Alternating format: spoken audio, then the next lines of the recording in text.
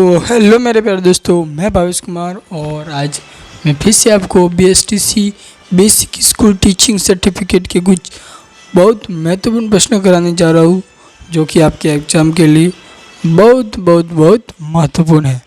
तो जल्दी से शुरू करते हैं हमारा वीडियो, ठीक है। पहले प्रश्न पर चलते हैं। पहले प्रश्न में पूछा है कि राजस्थान में जो सबसे बड़ा रेगिस्तान है वो कौन सा है? गोडवाड़, थार, मावट या ऑप्शन डी में है शेखावटी। तो राजस्थान का सबसे बड़ा जो रेगिस्तान है वो जो पश्चिमी राजस्थान में स्थित है वो है थार मरुस्थल, ठीक है। थार मरुस्थल राजस्थान का सबसे बड़ा और राजस्थान का ही नहीं बल्कि भारत का भी सबसे बड़ा मरुस्थल थार मरुस्थल ही है, ठीक है। अब अगले प्रश्न पर चलते हैं। अगले प्रश्न में पूछा है कि जो राजस्थान का राज्य फूल है वो कौन सा है? तो राजस्थान का जो राज्य फूल है वो है हमारा रोहिड़ा। कौन सा? रोहिड़ा। अब आप कमेंट में ये बताना कि रोहिड़े का वैज्ञानिक नाम क्या है।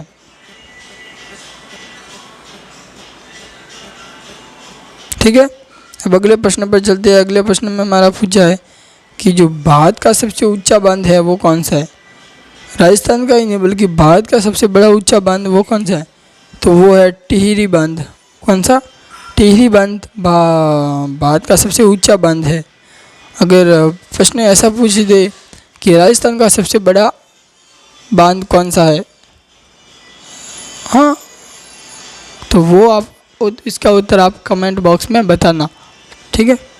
वैसे एक पांचना बांध है वो जो कि मिट्टी से बना हुआ है। अगला प्रश्न पर चलते हैं। अगले प्रश्न में पूछा है कि राजस्थान में झीलों की नगरी मतलब लेक सिटी किसे कहा गया? राजस्थान में झीलों की नगरी किसे कहा गया? झीलों की नगरी मतलब लेक सिटी किसे कहा गया? तो वो है उदयपुर। उदयपुर को राजस्थान की लेक सिटी, वाइट सिटी और माउंटेन फाउंटेन की नगरी और भी इसे पूर्व का वेनिस कई चीज़ें से कहते हैं। जयपुर को राजस्थान का वेनिस कहा जाता है, ठीक है। जोधपुर को मरुस्थल का प्रवेश द्वार कहा जाता है। अजमेर को राजस्थान का मध्यवर्ती जिला माना जाता था। वैसे फ़िलहाल तो मतलब अजमेर को राजस्थान का पहले हार्ट माना जाता था, हृदय माना जाता था, दिल माना जाता था, परंतु अब तो नागौर जो है वो राजस्थान के बीच में आ गया है। इसी कारण अब ये प्रश्न बहुत कम पूछा जाता है, ठीक है। तो भी आपको याद रखने के लिए आपको याद करना ज़रूरी है, ठीक है। अब अगले प्रश्न पर चलते हैं। अगले प्रश्न में पूछा है कि जो पंचशील सिद्धांत है वो किसने दिए? तो पंचशील यानी 5 शीलों के जो सिद्धांत है, प्रिंसिपल है, वो किसने दिए? वो है नेहरू चाउएन लाई ने पंचशील सिद्धांत दिए, ठीक है। अगले प्रश्न पर चलते हैं। अगले प्रश्न में पूछा है कि राजस्थान में अफीम उत्पादन में पहला जिला कौन सा है? मैंने आपको पहले से बता रखा है कि अफीम की बात आए तो पहला ही ऑप्शन लगा देना चित्तौड़गढ़। कौन सा? चित्तौड़गढ़, ठीक है। अब अगले प्रश्न पर चलते हैं। जो अगला प्रश्न है 7वां प्रश्न है कि भारत का राष्ट्रीय पक्षी कौन सा है? तो भारत का राष्ट्रीय पक्षी है मोर। पीकॉक जो है वो भारत का राष्ट्रीय पक्षी है, जबकि गोडावन है वो राजस्थान का राज्य पक्षी है, ठीक है। अगला प्रश्न है 8वां कि राजस्थान में जो तारागढ़ किला है, तारागढ़ किले को गढ़ बिटली भी कहते हैं। गढ़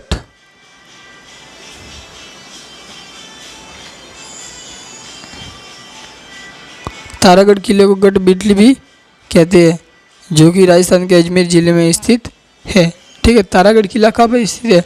अजमेर में स्थित है। अगला प्रश्न में पूछा है कि मानव शरीर में सबसे छोटी जो हड्डी है वो कौन सी है? तो मानव शरीर की सबसे छोटी जो हड्डी है वो है स्टेपिज। कौन सी है? स्टेपिज है वो मानव शरीर की सबसे छोटी हड्डी है। ये CET के लिए बहुत महत्वपूर्ण प्रश्न हो सकता है, जो कि कान में पाई जाती है। कान की जो अस्थियाँ होती है, ठीक है, हमारा जो कान होता है, कान में जो बारीक सी जो हड्डियाँ होती है उसका नाम है स्टेबिज। जबकि पाव में सबसे अगर प्रश्न ऐसा पूछ दे कि मानव शरीर में सबसे बड़ी हड्डी किस है, कौन सी है, ठीक है, तो मैंने पूछा कि मानव शरीर में ऐसी कौन सी हड्डी है जो कि सबसे बड़ी है, तो वो पैर में पाई जाती है फीमर। फीमर जो है वो पाँव में हड्डी पाई जाती है और ये मानव शरीर की सबसे बड़ी हड्डी है। जबकि सबसे छोटी हड्डी है स्टेबिज कान में पाई जाती है। ठीक है, अगले प्रश्न पर चलते हैं। 10वां प्रश्न है कि राजस्थान का पहला आईआईटी कहाँ पर है। राजस्थान का पहला आईआईटी संस्थान है वो कहाँ पर है, तो हमारे जोधपुर ज़िले में है राजस्थान का पहला आईआईटी। ठीक है, संस्थान। फिर भारत का राष्ट्रीय फल कौन सा है, तो भारत का राष्ट्रीय फल जो है वो हमारा है मैंगो, आम। आम है वो भारत का राष्ट्रीय फल है। ठीक है, अब आप ये बताना कि भारत का राष्ट्रीय पेड़ कौन सा है। ठीक है, अगले प्रश्न पर चलते हैं। तो अगला प्रश्न में पूछा है कि राजस्थान में सूती वस्त्र उद्योग के लिए प्रसिद्ध है। तो भीलवाड़ा है वो राजस्थान में सूती वस्त्र के लिए बहुत प्रसिद्ध है, इसलिए इसे राजस्थान का मैनचेस्टर या राजस्थान की वस्त्र नगरी कहते हैं। ठीक है, वैसे भारत की मैनचेस्टर या वस्त्र नगरी कहते हैं तो वो है अहमदाबाद या कुछ लोग या कई सूरत भी लिखा होता है, परंतु ज़्यादातर अहमदाबाद को भारत का मैनचेस्टर कहा जाता है। वैसे मैनचेस्टर है क्या, मैनचेस्टर एक इंग्लैंड में एक स्थान है जहाँ पर जो कपड़ों के लिए बहुत फेमस है, इसलिए उसकी अहमदाबाद की तुलना उस मैनचेस्टर को, इंग्लैंड के मैनचेस्टर से इसकी तुलना की है। ठीक है, ऐसे प्रश्न पूछते हैं ना, तो इसमें तुलना करी जाती है। ऐसे पूछते हैं कि राजस्थान का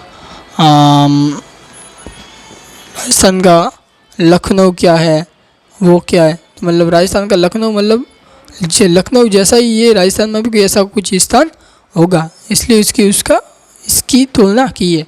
तुलना भी करने योग्य होती है तभी तुलना की जाती है। ठीक है, अब अगले प्रश्न पर चलते हैं। अगले प्रश्न में पूछा कि विश्व जो पर्यावरण दिवस है वो कब मनाया जाता है, तो प्रत्येक 5 जून को विश्व पर्यावरण दिवस मनाया जाता है। प्रत्येक 5 जून को विश्व पर्यावरण दिवस मनाया जाता है, वर्ल्ड एनवायरनमेंट डेज मनाया जाता है। ठीक है, अगले प्रश्न पर चलते हैं। अगले प्रश्न में पूछा है कि राजस्थान लोकायुक्त का कार्यकाल कितने साल का होता है, तो राजस्थान लोकायुक्त का कार्यकाल होता है 5 साल। कितने साल का होता है, 5 साल का होता है।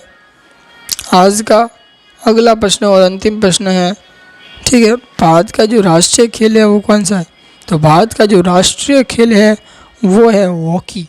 हॉकी को भारत का राष्ट्रीय खेल कहते हैं। और आप कमेंट में ये बताना कि हॉकी का जादूगर किसे कहा जाता है। हॉकी का जादूगर किसे कहते हैं, हॉकी का जो मैजिशियन है वो किसे कहते हैं और मैं आपको थोड़ी सी हिंट दे देता हूँ। और जो हॉकी के जादूगर है उनके जन्म पर ही